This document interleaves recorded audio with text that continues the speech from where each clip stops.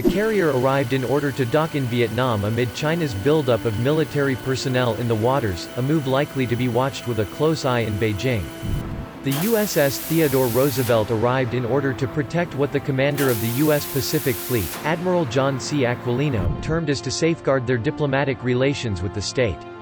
Following 25 years since the two countries established diplomatic relations, Mr. Aquilino described the relationship as extremely important. He added, "We are committed to a free and open Indo-Pacific, and the Vietnamese relationship allows for a sovereign, prosperous Vietnam alongside the United States." The arrival of the carrier is the second time one has visited the Asian country. Although the U.S. has stated it was to commemorate its diplomatic relations, Washington has become fearful of Beijing's militarization of the region.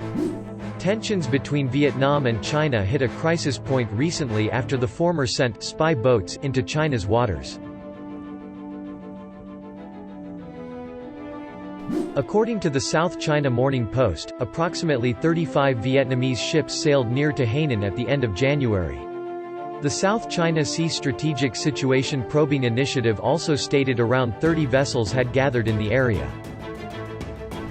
The think tank stated the move was emblematic of Vietnam trying to bolster its presence. It would make no economic sense for Vietnamese fishermen to go the extra distance to the east side of Hainan if simply to fish, according to Chen Xiongmiao, an associate researcher at the National Institute for South China Sea Studies. He argued Vietnam has carried out more than 10,000 intrusions within the year. Chen said, "In my observation, they do come for the fishing resources, but at the same time we do need to be aware that Vietnam has its own maritime militia on board fishing trawlers, which does not get much international attention. In fact, some of the Vietnamese vessels going there probably are just purely spy boats." Even with the help of satellite identification systems, they are often too small and dispersed for Chinese law enforcers to catch and expel. Vietnam is just one of several countries which have clashed with China in the region. The cause of these clashes had been China's institution of the Nine-Dash-Line policy. Under the policy, China lays claims to several islands and waters within the territories of countries such as the Philippines, Vietnam and Malaysia. Due to the clashes in the region, the U.S. has exercised its right to carry out freedom of navigation operations in the region. These operations are carried out as non-aggressive moves, and under international law it is when a ship flies the flag of any sovereign state and thus shall not suffer interference.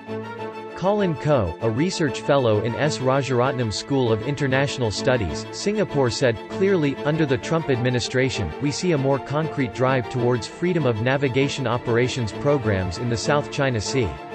The operations do have an effect of emphasizing the rule of law, deterring Beijing from more drastic aggression beyond militarization and coercion, such as outright attacking other claimants' garrisons and annexing those rival features, as well as generally demonstrating the U.S. security commitment to the region, to show to the smaller and weaker regional states that it still cares."